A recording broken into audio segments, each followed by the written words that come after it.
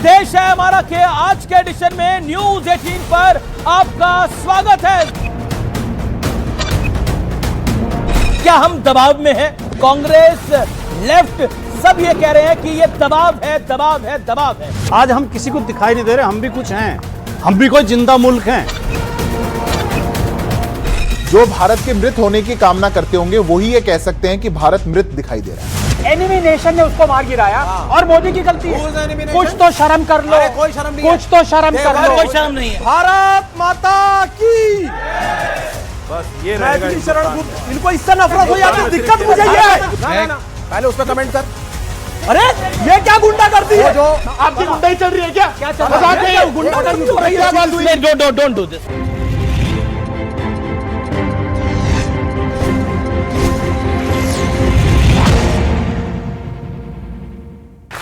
नमस्कार व्यूअर्स, मैं हूं अमीश देवगन और आप देख रहे हैं वीकेंड का सबसे भरोसेमंद प्रोग्राम।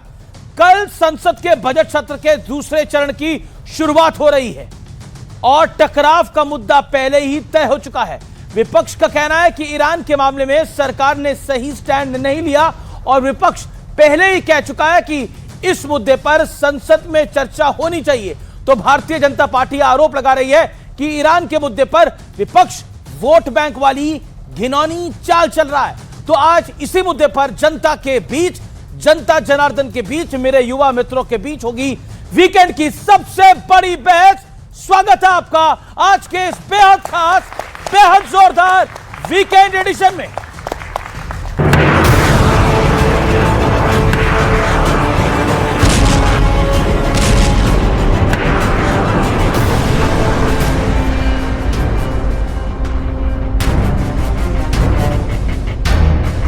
हमारे नेताओं को बहुत गंभीर और गहरी चिंता सता रही थी। हम लोग सब बहुत पजल्ड हैं, इस बात से बड़े कंफ्यूज हैं कि सरकार को आखिर क्या हो गया है कि सरकार ने इतने बड़े घटनाक्रम के बाद भी चुप्पी साध ली। ईरान इजराइल युद्ध के बीच देसी सियासत में विपक्ष ने सरकार के खिलाफ सियासी जंग का मोर्चा खोल दिया है।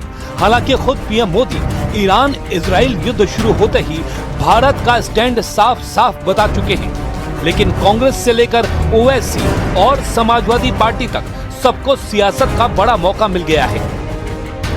हमारा दोस्त था ईरान, मौत के ऊपर दो शब्द भी ना बोल सके। देश को उम्मीद नहीं थी कि इतना कमजोर प्रधानमंत्री मिलेगा। किस कदर डरे हुए हैं अमेरिका से, ऐसा डरा हुआ प्रधानमंत्री देश को मिला है। ईरान और इजराइल का युद्ध रुकवाना चाहिए मोदी जी ने। इतने बड़े नेता है मोदी जी, विश्व गुरु है। ऐसा नेता अब तक ना पैदा हुआ ना पैदा होगा इतिहास में। खमेनी साहब जवाहरलाल नेहरू के बहुत बड़े भक्त भी रहे हैं। क्या उसका गुस्सा है क्या मोदी जी को? हालांकि कांग्रेस के बड़े नेता शशि थरूर मोदी सरकार के फैसले के साथ खड़े दिख रहे हैं। India has already called for de-escalation and diplomacy, which are the only ways forward. लेकिन इस सियासत के बीच भारत के लिए एक बड़ी गुड न्यूज आई है। सरकार ने तो पहले ही साफ कर दिया है कि देश में फिलहाल पेट्रोल डीजल के दाम नहीं बढ़ेंगे और अब ये भी साफ हो गया है कि भारत रूस से तेल खरीदता रहेगा। इस बीच ओवैसी समेत कांग्रेस और समाजवादी पार्टी के नेताओं ने ईरान पर जो रुख दिखाया है उसे लेकर बीजेपी वोट बैंक और तुष्टीकरण की सियासत का आरोप लगा रही है। और इसी बीच ईरानी मूल की एक्ट्रेस मंदाना करीमी ने ईरान को लेकर बहुत बड़ा खुलासा किया है। क्या ये पढ़ाया जाता है यहूदियों को रहने का हक नहीं है, हिंदुओं को रहने का हक नहीं है? ये पढ़ाया जाता है ईरान के स्कूलों में? हाँ जी, हाँ जी। अच्छा। मेरा स्कूल में सुबह में जब हम लोग स्कूल जा रही थी, स्कूल के गार्डन में हमारा एक फिक्स हर रोज का फिक्स था जी। Death to America, death to Israel, death to British और death to so many other countries. लेकिन आज सबसे बड़ा सवाल है कि क्या विपक्ष वाकई ईरान के नाम पर वोट बैंक वाली सियासत कर रहा है, जैसा कि बीजेपी आरोप लगा रही है। आज इसी सवाल पर जनता के बीच होगी देश की सबसे बड़ी बहस। तो स्वागत है आपका आज के इस ब्रॉडकास्ट के अंदर। आइए आपका परिचय करा देते हैं मेहमानों के साथ। मेरे साथ विपक्ष में जुड़ रहे हैं विवेक श्रीवास्तव, सीनियर लीडर लेफ्ट के। मेरे साथ जुड़ रहे हैं समाजवादी पार्टी के वरिष्ठ नेता प्रवक्ता राजकुमार भाटी, उनका अभिनंदन है। साजिद रशीदी साहब हैं, उनका अभिनंदन है। मेरे साथ भारतीय जनता पार्टी की ओर से हैं इस चर्चा में सिद्धार्थ यादव, बीजेपी के प्रवक्ता अनंत रंगनाथन, जाने माने प्रोफेसर, पॉलिटिकल कमेंटेटर, मेरे साथ इस चर्चा में फैज खान है, मुस्लिम राष्ट्रीय मंच के, आपका भी स्वागत है। जोरदार तालियों के साथ मेरी जनता जनार्दन युवा मित्रों का भी अभिनंदन है। रैपिड फायर राउंड से अब हम इस दौर की शुरुआत करते हैं। चलिए शुरुआत करते हैं साजिद रशीदी आपसे। ईरान के मामले में विपक्ष वोट बैंक वाली सियासत कर रहा है, हाँ या ना? बिल्कुल बिल्कुल कर रहा है। ईरान की लड़ाई सिर्फ इजराइल से है या फिर इस्लामिक देशों से भी है? नहीं, इजराइल और अमेरिका के हठधर्मी से है। हठधर्मी से, ठीक है, ये आपका कहना है। अब रैपिड फायर राउंड में बारी है राजकुमार भाटी की। युद्ध क्षेत्र से अपने नागरिकों को निकालने में भारत की कूटनीति बिल्कुल सही रही है अभी तक? सही। Good point. ओके, ईरान के लिए खमेनी का शासन अच्छा रहा है या बुरा रहा है राजकुमार भाटी? कैसे?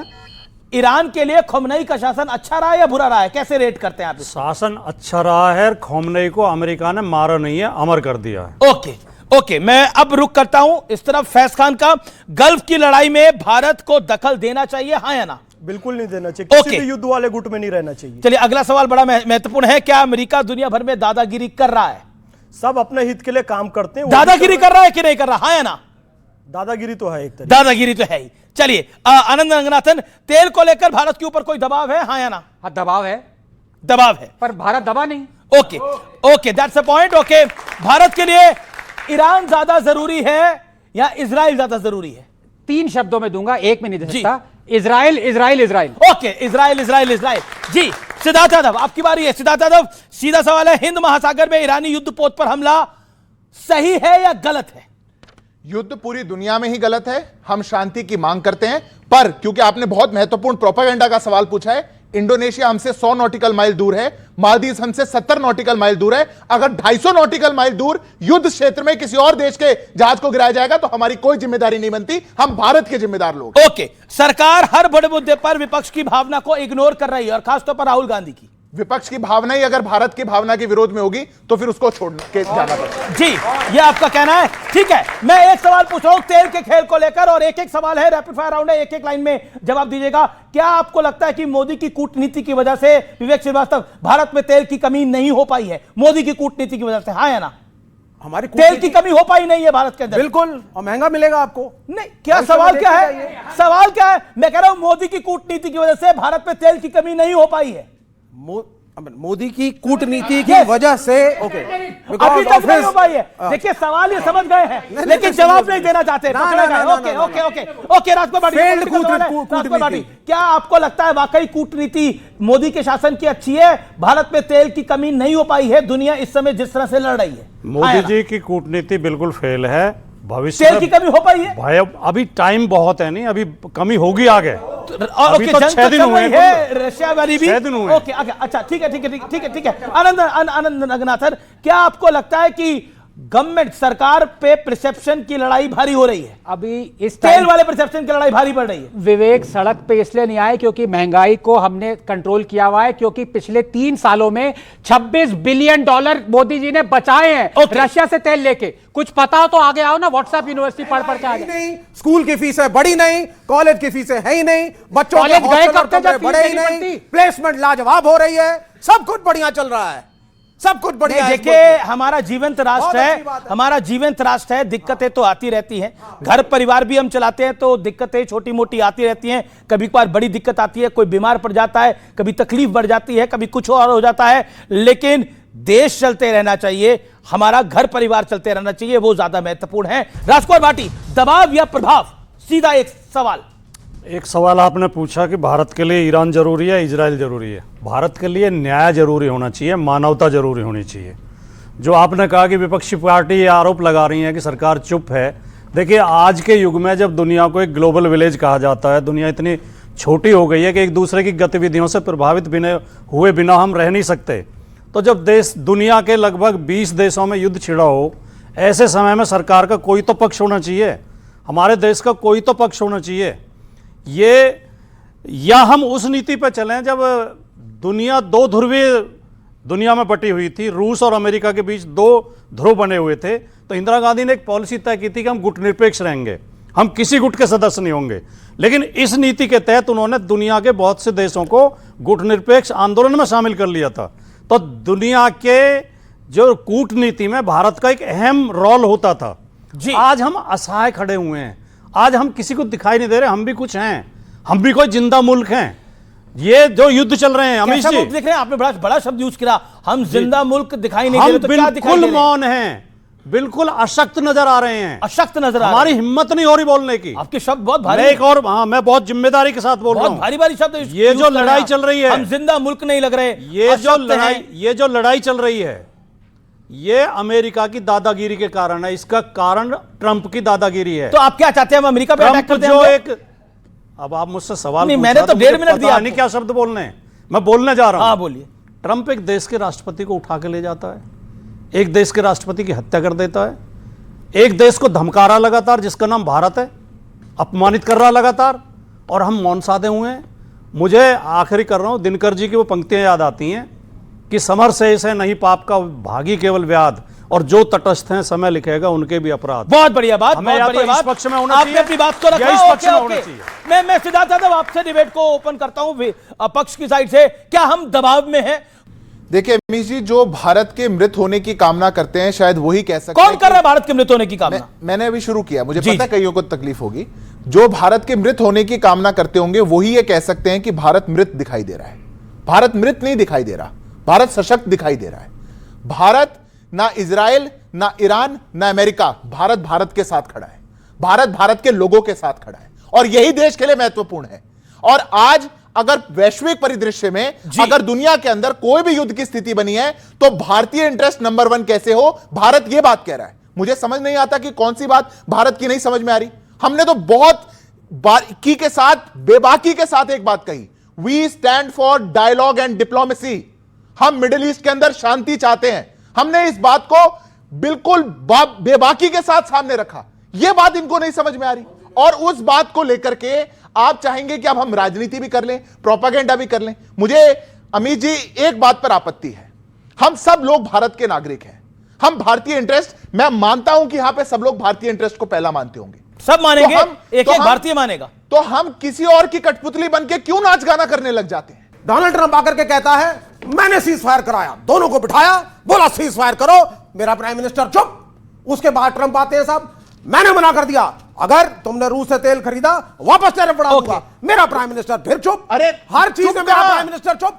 अरे रशिया से तेल रोड लेने बेइज्जती लगा, होती चुप है, कहां? इस देश की रोड बेइज्जती होती है और डोनाल्ड ट्रंप करता है, और मेरी सरकार, मेरा प्रधानमंत्री चुप। हमारे पड़ोस में भी कोई मर जाता है, जनाजा निकलता है, तो हम वेट नहीं करते तेरहवीं की, मुझे नहीं जा लगता कि कोई करवा रहा है। उस मृत्यु में हम सम्मिलित होते हैं, और किसी की मृत्यु पे कंडोलेंस देने से आपका डिप्लोमेटिक फेलियर। कंडोलेंस तो दिया 6 दिन बाद, 7 दिन बाद, तो क्या 13 दिन के पहले तो दे दिया? एब्सोल्युटली। अच्छा, एक बात बताइए, एक सेकंड, खमेनी तो मुसलमान था, वहां तो 13 दिन का रिवाज ही नहीं होता। बाबा मरा ना, एक इंसान मरा, एक मिनट, एक खमेनी मरा और एक देश का सुप्रीम लीडर था। हाँ, क्या उसका कंडोलेंस 24 घंटे के अंदर भारत से जाना चाहिए? हाँ या ना? आनंद रंगनाथन, ओके, मैं एक सेकंड, आनंद रंगनाथन, मेरे पास एक आंकड़ा है, क्योंकि बार बार तेल की बात हो रही है। दिसंबर 2025 में प्रतिदिन भारत ने 12 लाख बैरल से अधिक तेल रूस से लिया है। दिसंबर 2025, जनवरी 2026 प्रतिदिन 11 लाख बैरल से अधिक लिया है। फरवरी 2026 जब ट्रेड डील हो चुकी थी, 10 लाख बैरल से अधिक तेल लिया है। ये आंकड़े बता रहे हैं, और ये आंकड़े मेरे होममेड नहीं है, मैंने घर पे बैठ के नहीं बनाए हैं। ये आंकड़े जो हैं ये बकायदा सरकारी आंकड़े हैं, और ये आंकड़े हैं जो इंडियन ऑयल डिपार्टमेंट इशू करता है, वो आंकड़े हैं, और बहुत महत्वपूर्ण आंकड़े हैं। इसका मतलब भारत किसी दबाव या प्रभाव में नहीं था। ओके रंगनाथन जी, 6 दिन बाद कंडोलेंस करने के लिए गए, गलत किया, जवाब इस बात का? मैं मानता हूं गलत किया।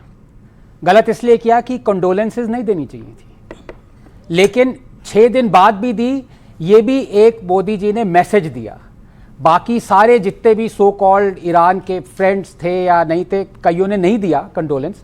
जिन्होंने दिया वो कुछ घंटे पता लगने के बाद कि उनकी डेथ हो गई है, उसके बाद दिया।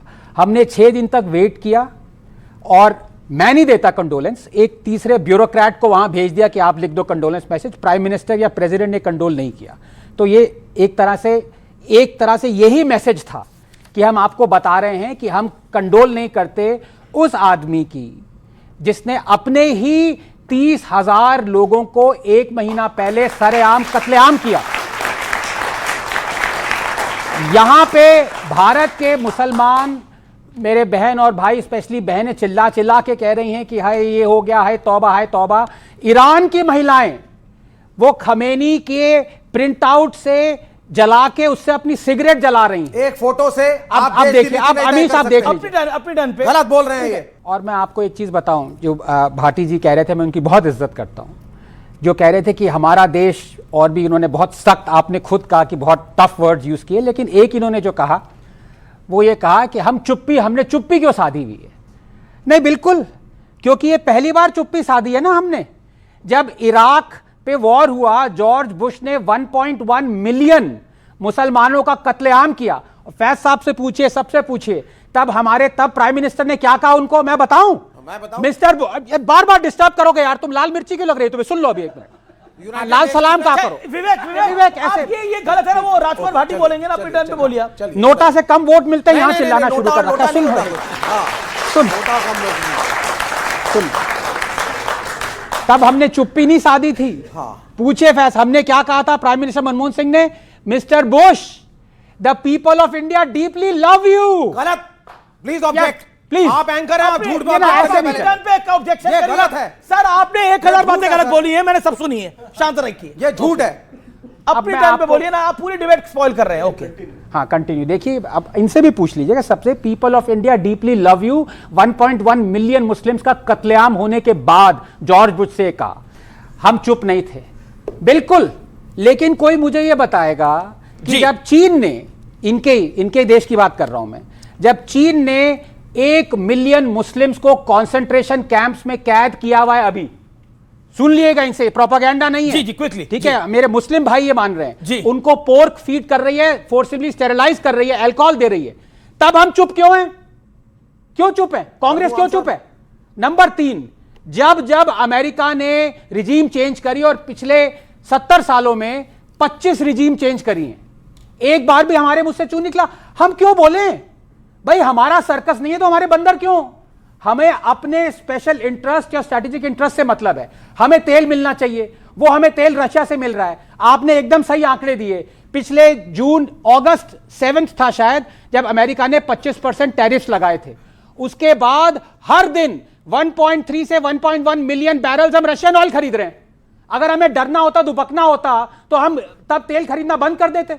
तो हमें अपने स्ट्रैटेजिक इंटरेस्ट की बात है। ओके, स्ट्रैटेजिक इंटरेस्ट की बात है। ओके, मैं विवेक, अगर हमें तेल खरीदना बंद होना होता, राजकुमार भाटी पहले, क्योंकि उनको बोला गया, राजकुमार भाटी, अगर हमें तेल खरीदना बंद करना होता तो हम तभी बंद कर देते। लेकिन आंकड़े जो है, देखिए, आंकड़ों पे तो यकीन करना पड़ेगा, जो आंकड़े आते हैं। देखिए, मैंने जो ये कहा कि भारत जिंदा देश नजर नहीं आ रहा, वो केवल विदेश नीति के संदर्भ में कहा।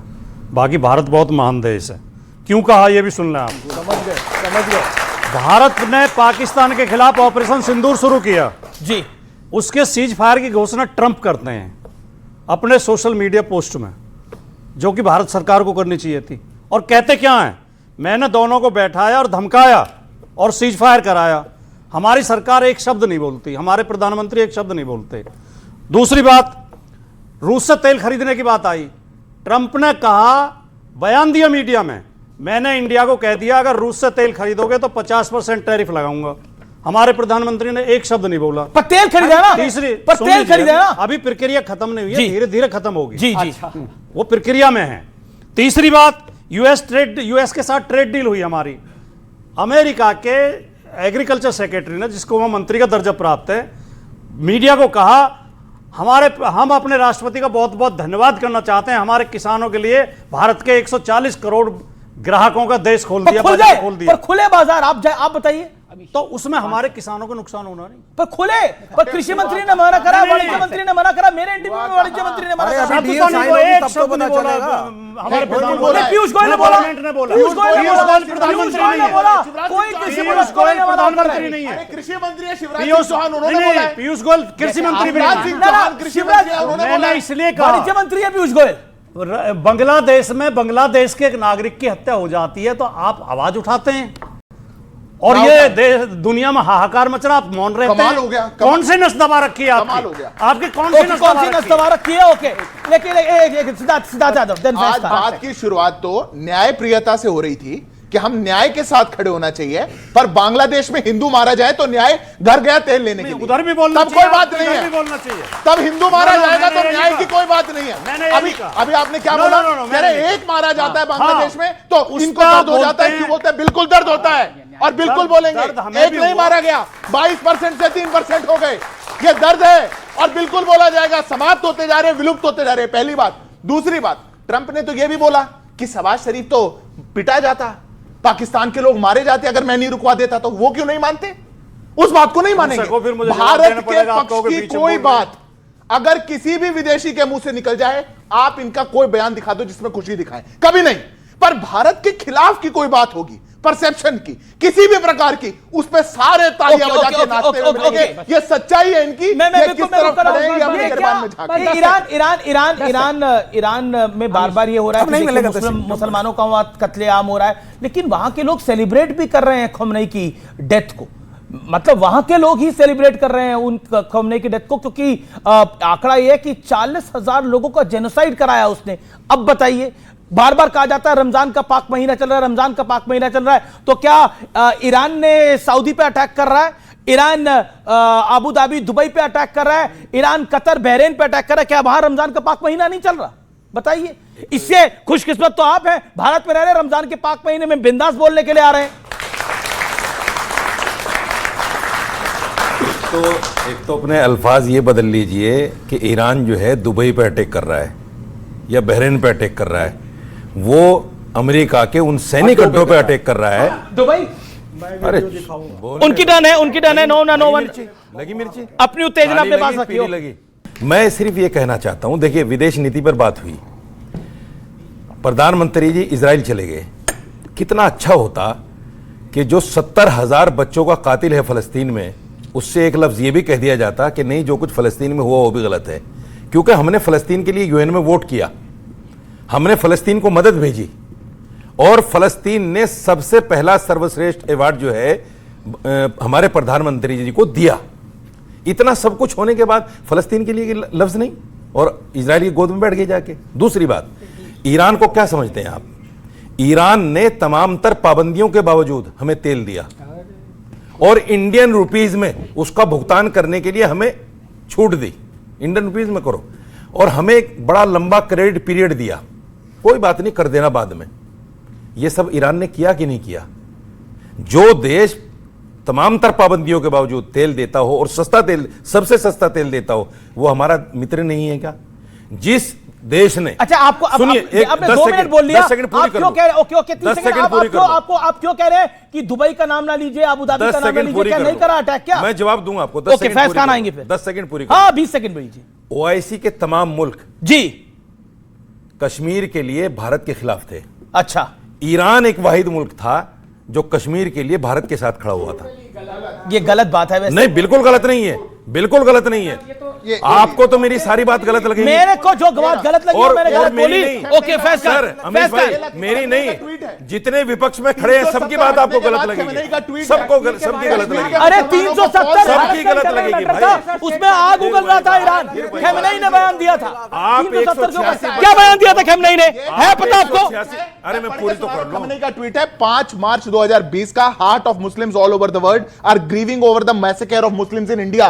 370 हटने के बाद, और वो कह रहा है कि गवर्नमेंट ऑफ इंडिया को आगे आना चाहिए और इसको रोकना चाहिए, नहीं तो सब मुसलमानों को आगे आना चाहिए। उस खमेनी के लिए, किस खमेनी के लिए? अरे प्रेम भी थोड़ा सा वहां निकालिए जो भारत के साथ। अमीश भाई मेरा थोड़ा सा मन में इनसे ये पूछिए कि खामेनी के मरने पर इनको अफसोस नहीं है क्या?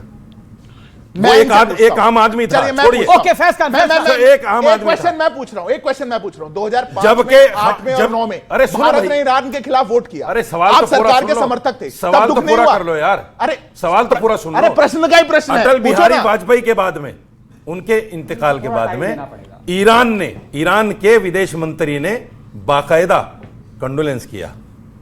शर्म आती है कुछ? ओके फैज खान, शर्म आती है? फैज खान, शर्म आती है? भारत माता की बस ये रहेगा शरण गुप्त। इनको इससे नफरत हो जाती है, दिक्कत मुझे ये है। भारत माता की जय से नफरत बोलो, वंदे माता की जय, भारत माता की। आप सीने पे सांप लौटता है, भारत माता की जय। क्या हो गया आपको? और लौटने दो, वंदे मातरम। वंदे मातरम। हम और वंदे बोलेंगे। मातरम। अब क्या सुनो हो गया मेरी इससे? बात, अरे एक शब्द नहीं क्या हो बोलो, गया फिर इससे? पड़े। अपनी टाइम पे बोल रहे हैं।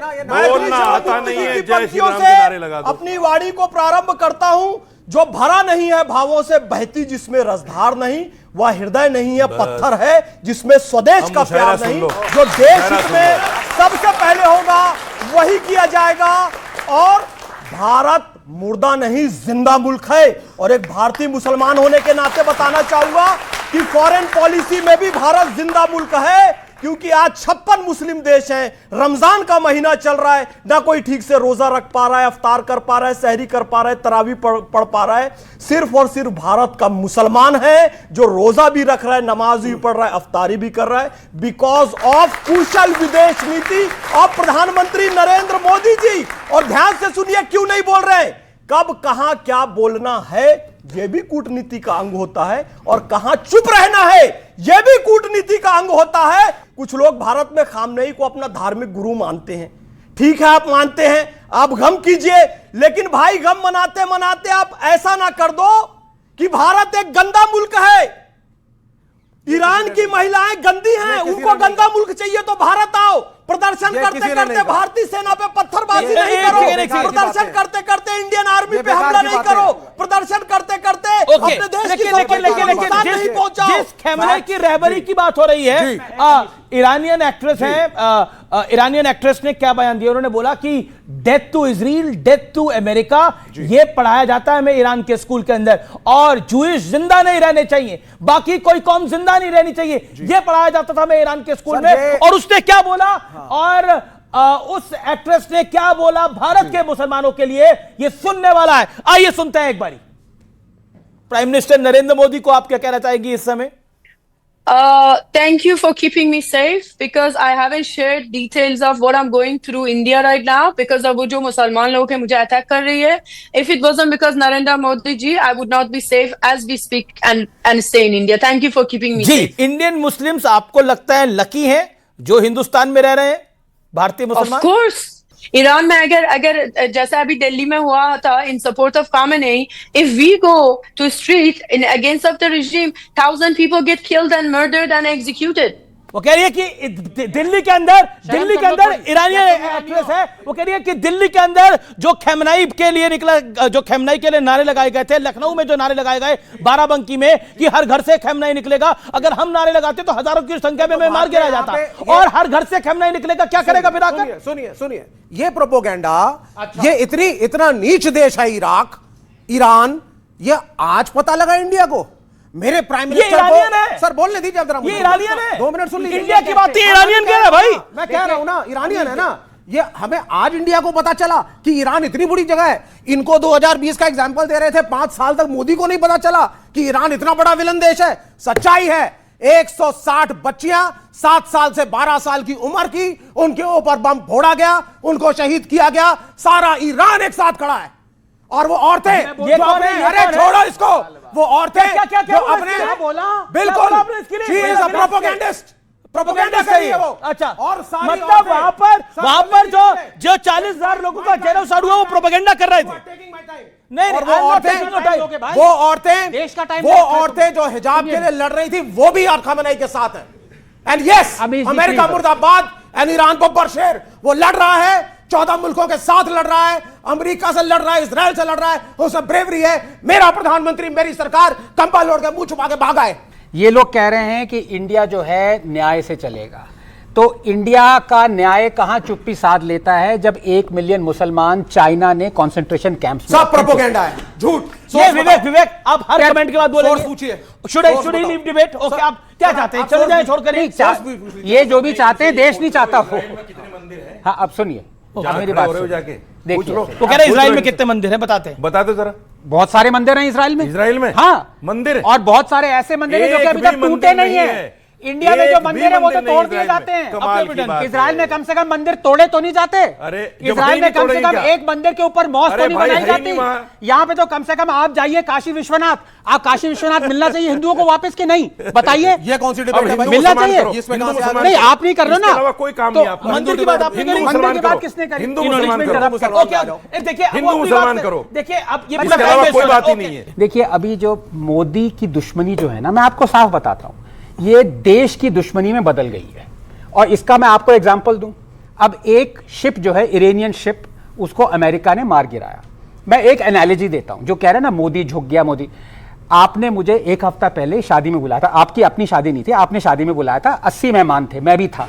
मैं गाड़ी में गया, आपके ड्राइववे में मैंने अपनी गाड़ी पार्क करी, शादी अटेंड करी, थैंक यू बोला, चला गया। आप मेरे होस्ट थे, मैं आपका गेस्ट था। एक हफ्ते बाद आज मेरी गाड़ी दिल्ली की पब्लिक सड़क से चोरी हो गई, मैं आपको ब्लेम करूंगा क्या? आपको कहूंगा आप मेरी गाड़ी वापस लाइए। यह एनालॉजी है।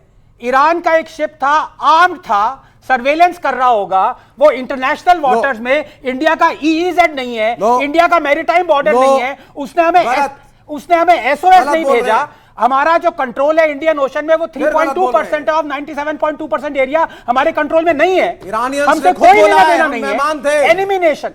एनिमी नेशन ने उसको मार गिराया और मोदी की गलती है।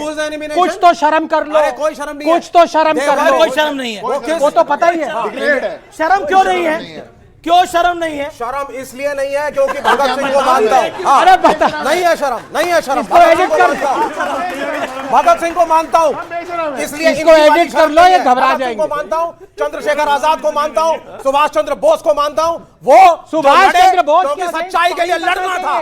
ये डिप्लोमेटिक चाटुकार ट्रंप यहाँ पे शांति ट्रंप के चरण स्पर्श करके वापस आते हैं और यहां आकर के हिंदू मुसलमान करते हैं टीवी के ऊपर। एक सेकंड, मेरा रिक्वेस्ट है, उन्होंने बोला आपको शर्म नहीं, आपने बोला बिल्कुल हमें शर्म नहीं। आप बेशर्म आप बेशर्म क्यों हैं? आज के मोदी के भारत में और आनंद रंगनाथन और हमारे मित्र सिद्धार्थ यादव जी के जैसे लोग, इनके लिए अगर आप मोदी को नहीं मानते, हिंदू मुसलमान नहीं करते, तो आप में शर्म नहीं। अच्छा एक बात बताइए, ये जो ईरान में हो रहा है इसमें हिंदू मुसलमान का क्या चक्कर है? ये तो मुसलमान का चक्कर पड़ रहा हुआ है। ये ईरान में जो हो रहा है इसमें हिंदू मुसलमान का कोई, एक सेकंड, ये इसमें हिंदू मुसलमान का कोई चक्कर नहीं है। अब ईरान सऊदी पे मिसाइल दागे, अब ईरान मिसाइल दागे दुबई पर, ईरान मिसाइल दागे अबू धाबी पर, ईरान मिसाइल दाग रहा है बहरीन पर, कतर पर। अब इसके अंदर हिंदू मुसलमान कहां से? कमाल की बात है। You have to take sides. Bahrain में और दुबई में मेरे अपने लोग रहते हैं, मेरे अपने रिलेटिव, मेरे पहचान के, मेरे दोस्त लोग। आवासीय बिल्डिंग्स पे बम गिराया जा रहा है। वीडियो मेरे पास है, दिखा नहीं सकता बिकॉज उन्होंने कहा है भाई ये पर्सनल वीडियो गवर्नमेंट ने मना किया हुआ। नहीं मानता मैं। जहां लोग रह रहे हैं वहां पर बम गिरा रहे हैं और बुर्ज अरब को गिराने की साजिश रची गई, बुर्ज खलीफा को गिराने की साजिश रची गई, जो अपार्टमेंट है वहां पर मिसाइल मारी गई है। पता ही चला कि अमेरिकी पैसा इसलिए मिसाइल नहीं मार रहे हैं। अरे भाई वहां पर भी मुसलमान रहते हैं। और सूडान में समस्या है, सारे मुसलमान। सोमालिया में समस्या है, सारे मुसलमान। सीरिया में समस्या है, सारे मुसलमान। पाकिस्तान में सारे मुसलमान। सुन्नी शिया की समस्या है, सारे मुसलमान। ईरान में, सऊदी अरब में, बहरीन में, फिर भी कोई सुरक्षित नहीं है। पता चला बहुत गलत बात है, आपने बहुत गलत बात करी है। नहीं, दिस इज नॉट डन। एक सेकंड, आप अपनी बात को रखिए। आप किसी भी ऑडियंस में किसी को पॉइंट आउट करके नहीं बोल सकते। He has his right to make his point. Yes. अरे आनंद सर ना पहले उस पर कमेंट कर। अरे ये क्या गुंडागर्दी है? ये क्या सर ओके, विवेक तानाशाही चल रही है। This is democratic nation. के लिए बोल रहा हूं, बोल को नहीं कहना कि उस पे बोलो। आपकी गुंडाई चल रही है क्या? क्या चल रहा है? गुंडागर्दी हो रही है। क्या बात हुई? नहीं, डोंट डू दिस। नहीं, डोंट। आप अपने टर्न पे चलिए। Who are you? ओके, आप अपनी बात कर रहे हैं सीधा सीधा। देखिए, एक सेकंड, वो गुंडागर्दी क्यों चलेगी भाई आपकी? ये अपने बात को रखने के लिए स्वतंत्र है।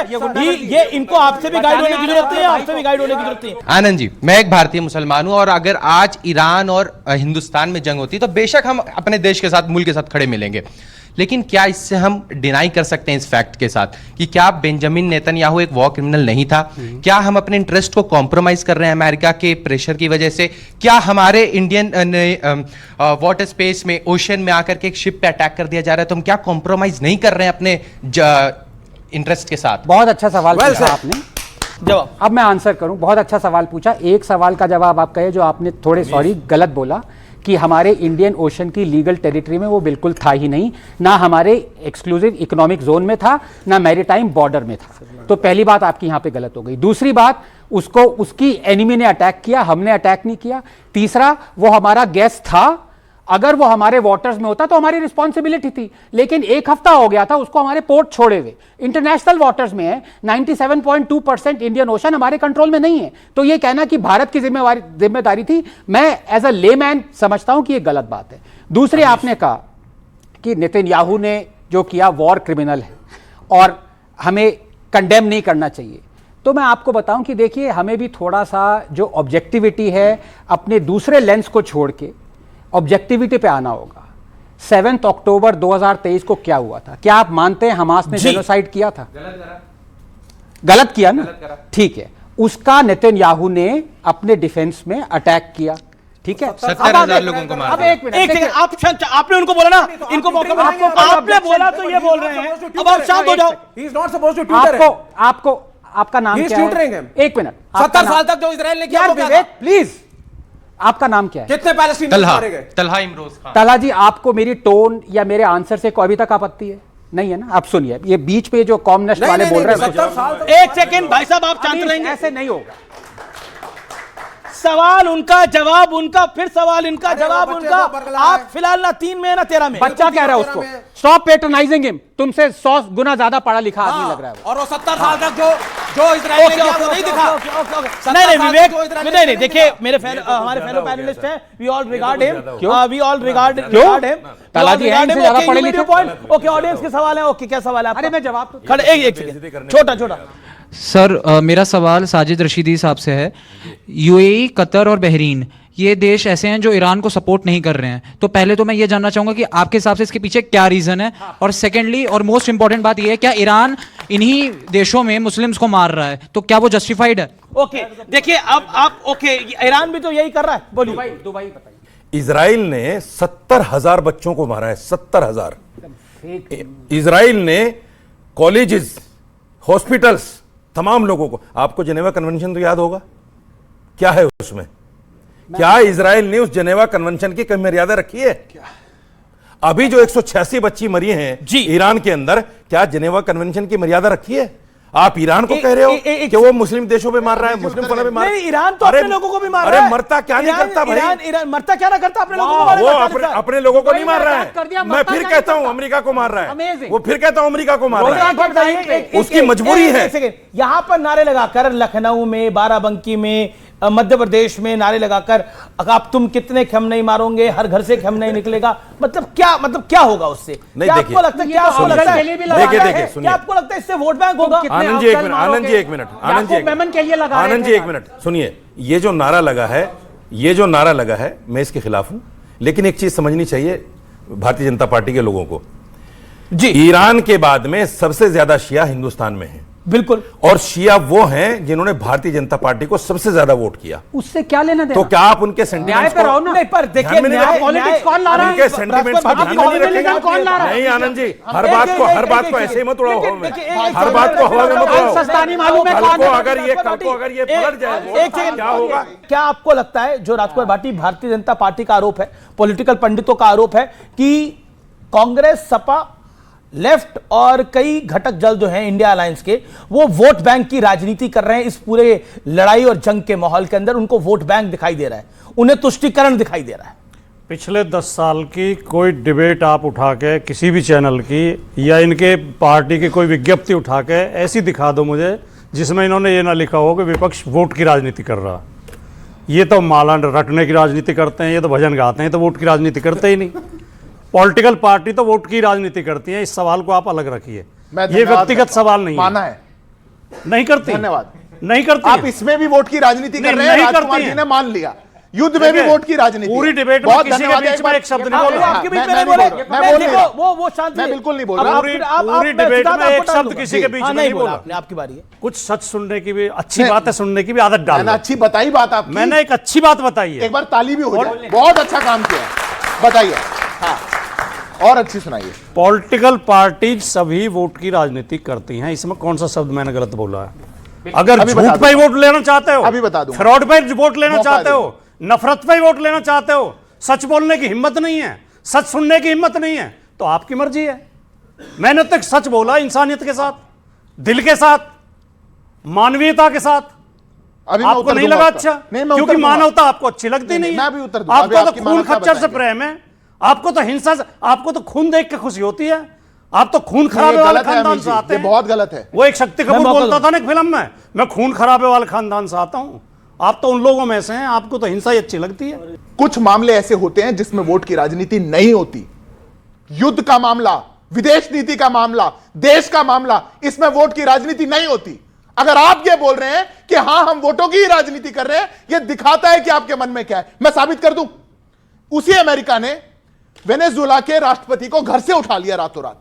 छाती पीटते देखा आपने किसी को? साथ आप खड़े हो, छाती पीटते देखा किसी को? किसी को नहीं।